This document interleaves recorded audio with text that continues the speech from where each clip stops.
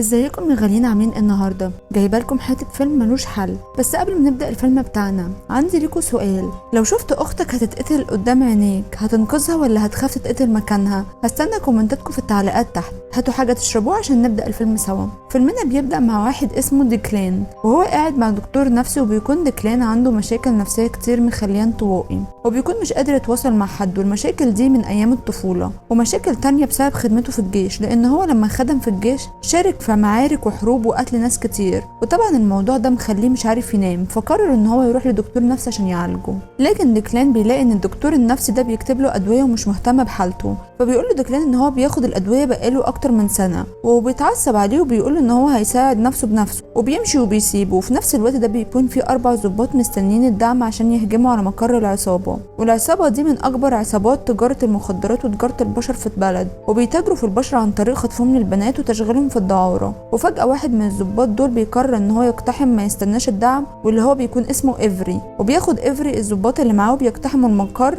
وبيقدروا يقبضوا على معظم افراد العصابه. لكن باقي افراد العصابه بيشتبكوا مع إيفري وبيبداوا يضربوا عليهم نار، ولكن إيفري بيبادلهم ضرب النار وبيقدر يفرد بمهاره جديده ويخلص عليهم كلهم. وبعدها بيوصل الدعم وبيشوف إيفري بنت شابه كانت شغاله مع العصابه غصب عنها طبعا، وقتلوها قبل ما هم يقتحموا بدقايق. فبيتضايق إيفري جدا وبيحس بالذنب لان هو اقتحم متاخر. وبيجي تاني يوم بنشوف رئيس عصابه الاتجار بالبشر واللي اسمه بيكون ماكس، وجاله خبر القبض على المجموعه بتاعته، فبيتعصب ماكس جدا وبيقول لرجالته يروحوا لاهالي الرجاله اللي موتوهم ويعزوهم ويدوهم كمان فلوس كتير، وده لان هو مش عاوز الاهالي يتكلموا مع الشرطه. وبعدها بيطلب ماكس من رجالته يغيروا المخدرات اللي بيستخدموها، وده عشان في ناس بتموت بسبب المخدرات اللي معاهم، وبعد كده الزمات بتاعتهم هتقل وتجارتهم هتخسر. ورغم ان رجالته بيحاولوا يفهموه ان نوع المخدرات اللي معاهم بيكسبوا 3 أضعاف المكسب، لكن ماكس بيفضل مصمم على قراره وبيقول لهم ان اهم حاجه عنده سمعته في السوق مش الفلوس. وفي نفس الوقت ده بنشوف شخص اسمه براندن واللي هو اخو ديكلان، بيكون قاعد بيتغدى مع اسرته، واللي هم بيكونوا مراته جيسيكا واخته مايا وخطيب اخته رمان. وبيكون براندن خدم في الجيش مع ديكلان وشارك في معارك وقتل ناس كتير زي ديكلان بالظبط، لكن براندن ما عندهوش مشاكل نفسيه، ولما رجع من الجيش قدر براندن يعيش حياته عادي وكمان اتجوز جيسيكا. اما ديكلان في حياته باظت خالص، وبنشوف براندن وهو بيدي لرومان خطيب اخته شيك فيه مبلغ كبير جدا لان ميعاد فرحهم قرب، فبيقدم لهم براندن مساعده في تكاليف الفرح كانها هديه جواز. وبعدها بتتفاجئ مايا ان اخوها ديكلان جاي يبارك لها ويقعد مع الاسره على غير العاده طبعا، وبيتمنى لها ديكلان السعاده في جوازتها، وبيقول لها ان الجواز مش سهل وانها لازم تكون مستعده كويس لاي حاجه. فبتقول له مايا ان هي عارفه ان هو طلق مرتين لانه ما كانش محظوظ، وده مش معناه ان الجواز وحش. فبيقول لها ديكلان ان هو تعرض للخيانه مرتين والموضوع مش موضوع حظ. فبتفضل مايا تدافع عن رومان وبتقول له مش عشان هو تعرض للخيانه مرتين يبقى رومان خاين. بيتعصب هنا ديكلان وبيقول لها ان هي لسه صغيره وساذجه وما تعرفش حاجه، فبتزعل مايا جدا وبتسيبه وبتمشي. وفي اللحظه دي بيجي رومان على صوت وبيشوف مايا وهي زعلانه، فبيفضل رومان قاعد جنبها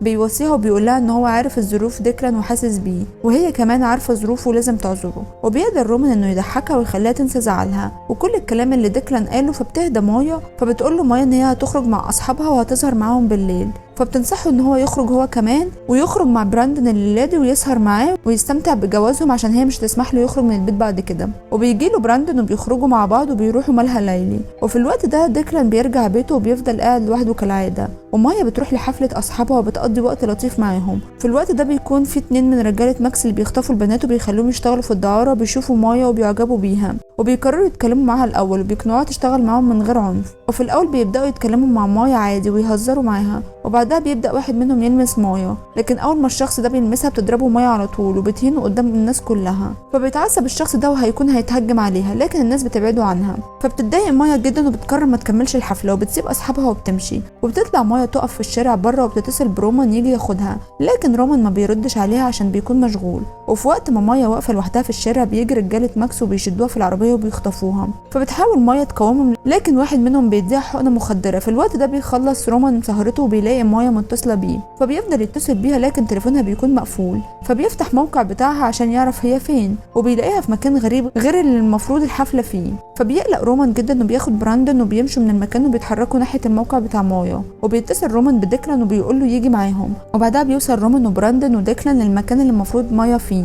وديكلان بيلاقي رساله كانت اخته مايا بعتها له، لكن قبل ما تليفونها يتقفل، وهما الثلاثه بيسمعوا الرساله وبيتفاجئوا ان مايا بتصرخ جامد وهي بتقاومهم، فبيقلقوا اكتر وبيستنتجوا ان هي اتخطفت. وبيتصل ديكلان بالشرطه وبيقول لهم ان اخته اتخطفت، وبيقول لهم على المكان اللي احتمال مايا تكون فيه. وفي وقت ما هما مستنيين الشرطه بيشوفوا رجاله ماكس وهما ماسكين بنت وطالعين بيها بالقوه من المكان، فبيروحوا يهجموا على رجاله ماكس بالاسلحه اللي معاهم وما بيستنوش الشرطه توصل لهم، لكن ما بيلاقوش مايا مع رجاله ماكس. فبيدخل ديكلان البيت اللي هم كانوا فيه وبيدور على مايا وبيلاقي بنات مربوطين ومخطوفين، لكن مايا مش منهم. بيحررهم ديكلان وبيساعدهم وبيطلع معاهم بره البيت، لكن اول ما بيخرج بيتفاجئ بوصول الشرطه والضباط وبيفتكروه هو اللي خاطفهم، فبيقبضوا عليه هو ورومان وبراندن. ولما بيروحوا مركز الشرطه بتتاكد الشرطه ان هم مالهمش علاقه باي حاجه، وبيحقق الضابط افري مع ديكلان وبيقول له ان العصابه اللي خطفت اخته دي عصابه قويه جدا، وان هو شخصيا بيطاردهم بقاله سنين عشان يقبض عليهم، ولكنه مش قادر يمسك عليهم اي حاجه. وبيوعدوا افري ان هو يبذل كل جهده عشان يلاقي مايا. في المقابل بيطلب افري من ديكلان انه ما يتدخلش في التحقيقات ويسيبهم هم يدوروا على اخته بالقانون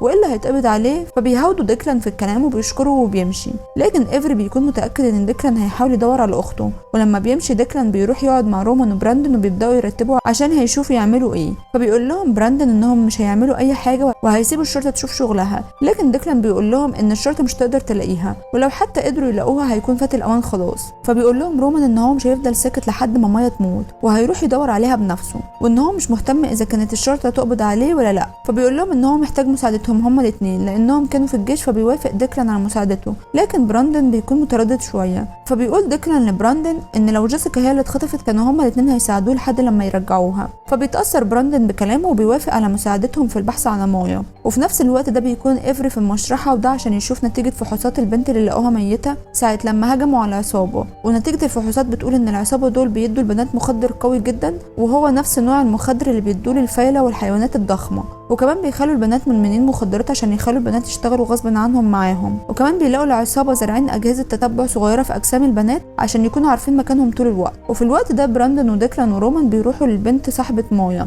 اللي كانت معاها يوم الحفله، والبنت دي بتحكي لهم كل حاجه وبتقول لهم ان هي عارفه شكل كام واحد من العصابه وكمان عارفه مكانهم، وبتفتح اللابتوب بتاعها وبتبدا توريهم اشكال افراد العصابه. وفي الوقت ده بيروحوا 2 من رجاله ماكس لمايا وبيفضلوا يضايقوها وبيكونوا هيعتدوا عليها، لكن مايا بتقدر تضربهم هما الاثنين وبتحاول تهرب، بس بتتفاجئ بماكس قدامها. فبيوقفها ماكس وبيخلي واحد تاني من رجالته يربطوها، ولما بيشوف انها بتقدر تضرب 2 من رجالته بيعجب بيها وبيفك ايديها وبيديها مسدس وبيخليها تقتل واحد من اللي كانوا بيعتدوا عليها. وبيأمر التاني يجهز مايا وباقي البنات عشان هياخدهم كلهم ويروحوا لمدينه فيجاس عشان يشتغلوا هناك، وده لان الشرطه مراقباهم كويس جدا هنا ولازم ياخدوا احتياطاتهم. في نفس الوقت ده ديكلان وبراندن بيكونوا بيدربوا رومان على استخدام الاسلحه، وبعد ما بيتاكدوا ان هو جاهز للمشاركه معاهم بيستعدوا كلهم. وبيروح براندن يودع مراته وبيتحركوا ناحيه افراد العصابه اللي صاحبه مايا قالت لهم عليها، وبيهاجموا 3 من العصابه وبيقتلوا 2 منهم بمنتهى السهوله، واخر واحد بيغمى عليه بس وبياخدوه معاهم. وفي نفس الوقت ده بيكون افري رايح لرئيسه في الشغل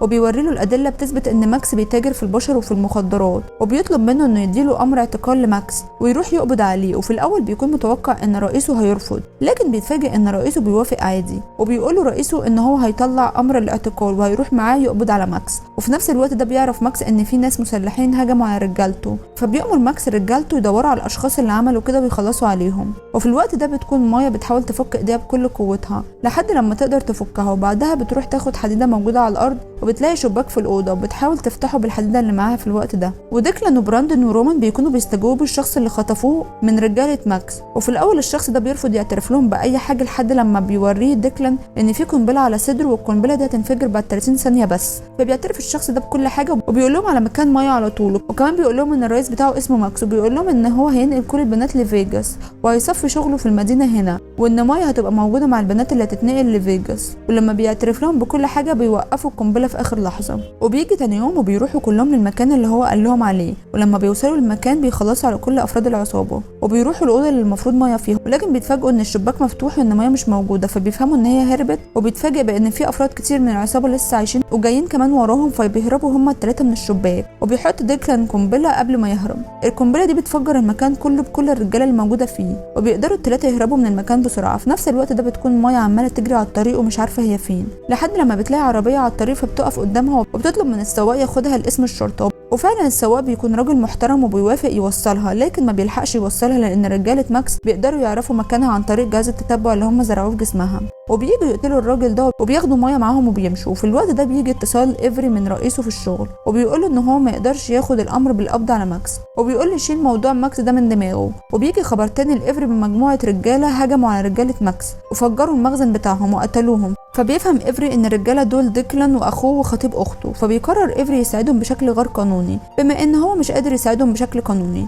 وبيرجع ديكلان ورومان وبراندن لبيت براندن وبيتفاجئ ان البيت في حاله فوضى. لكن المفاجاه الاكبر وهي ان براندن بيشوف مراته جيسيكا واخده طلقه في راسها وبيلاقيها جثه، فبينهار هنا براندن وما بيقدرش يتمالك نفسه. وديكلان ورومان بيفضلوا يهدوه وبعدها بتوصل الشرطه. ايفري بيكون موجود مع الشرطه، فرومان بيقول لايفري ان مايا هربت ولازم يروح يدوروا عليها. فبيقول لهم ايفري انهم حاطين جهاز تتبع في كل البنات اللي بيخطفوهم واكيد هيعرفوا دلوقتي مكان مايا ويقدروا يخطفوها تاني. وكمان بيقول لهم ان هو مش هيقدر يخليهم يمشوا، وده لان هو مضطر يقبض عليهم بتهمة تفجير المخزن وكمان قتل رجالة ماكس. فبيقول له ديكلان ان كل البنات اللي اتخطفت واللي منهم مايا اخته هيتشحنوا بكره لفيجاس وانهم لازم يروحوا ينقذوها قبل فوات الاوان. فبيقرر ايفري يساعدهم وبيديهم 24 ساعه يروحوا ينقذوا فيها البنات، وهو هيقول للشرطه انهم هربوا قبل ما هو يوصل البيت. فبيطلعوا هم الثلاثه من المكان بسرعه وبيكون براندن متضايق جدا وعاوز ينتقم لمراته باي شكل. وبيجي تاني يوم وبنشوف ماكس ورجالته وهم بيحطوا كل البنات في صناديق، وبيحط الصناديق في عربيه كبيره عشان يبعتوهم للوس فيجاس. وهم بيشحنوا كل حاجه بيتفاجئوا بضرب نار من كل مكان، وبيكون براندن وديكلان هم اللي بيضربوا عليه نار. فبتستغل مايا انشغال الرجاله وبتفك نفسها والصندوق اللي هي فيه، وبتقول لكل البنات يفكوا نفسهم وبتساعدهم في فتح الصندوق. وبيقدر ديكلان وبراندن يخلصوا على كل رجاله ماكس وبيضربوا ماكس برصاصه بس ما بيخلصوش عليه، وبيروحوا يفتحوا باب العربيه وبيفكوا مايا وكل البنات اللي معاها. في اللحظه دي بتدخل عربيه فيها شخص ملثم بيركبهم معاه في العربيه وبيهربوا، والشخص الملثم ده بيكون ايفري وبيكون بيساعدهم بشكل غير قانوني. لما بيبعدوا عن المكان بيمشي ايفري ومعاه البنات. اما ديكلان وبراندن ورومان ومايا بياخدوا عربيه تانية، وديكلان بيمسك ايد مايا وبيشيل جهاز التتبع اللي فيها. وبعدها بيرجعوا كلهم للبيت وبيحزنوا مع بعض على موت جيسيكا. وبيقول ديكلان لمايا ان هو وبراندن ورومان عملوا حاجات غير قانونيه عشان يرجعوها، وعشان كده الشرطه ممكن تيجي في اي وقت وتقبض عليهم هما الثلاثه. وهما بيتكلموا بيتفاجئوا بماكس ورجالته بيضربوا نار عليهم، فبيستخبوا كلهم في اي حاجه. وبراندن بيجيب سلاح وبيبدا يضرب هو كمان عليهم، لكن للاسف بيتصاب ورومان بيلحقه وبيدخل البيت وديكلان بيضرب عليهم وبيقتل كل رجاله ماكس. وقبل ما يقتل ماكس بيقدر ماكس يهرب بسرعه، لكن بيتفاجئوا كلهم ان في واحد من رجاله ماكس كان مستخبي جوه البيت ولكنهم ما يعرفوش عنه حاجه. والشخص ده بيضرب براندن طلقه كمان وبيخلص عليه. وقبل ما الشخص ده يضرب رومان، مايا وديكلان بيدخلوا وبيخلصوا عليه. ولكن بعد فوات الاوان وبيقفوا كلهم يحزنوا جنب جثه براندن وبيكونوا مصدومين وبيكونوا مش مصدقين نفسهم. وبعدها بتوصل الشرطه وبتقبض على ديكلان ورومان، وبيكون ايفري بيشوف اللي بيحصل ده من بعيد وهو متاثر وزعلان. فبيروح ايفري لرئيسه في الشغل وبيستقيل بعد ما بيعرف ان هو شخص فاسد وكان بياخد رشوه من ماكس، وبيشتم ايفري الرئيس بتاعه وهو بيمشي. وبيروح بعد كده ماكس اللي بيكون بيلم هدومه عشان يهرب من البلد، ولكنه مش بيلحق يهرب لان ايفري بيضربه بالنار وبيخلص عليه انتقاما لكل الارواح اللي هو قتلها. وبتعدي السنين بعد كده وبنشوف رومان وديكلان بعد ما بيكونوا خرجوا من السجن، ورومان بيتجوز مايا وبيخلفوا ولد وبيسموه براندن وبيعيشوا كلهم مع بعض في سعاده. ايه رايكم في الفيلم؟ لو الفيلم عجبكم ما تنسوش تعملوا لايك وكومنت واشتراك في القناه عشان اسمكم يظهر الفيلم اللي جاي، وعشان تشوفوا كل الافلام الجديده. اشوفكم في فيلم جديد. باي باي.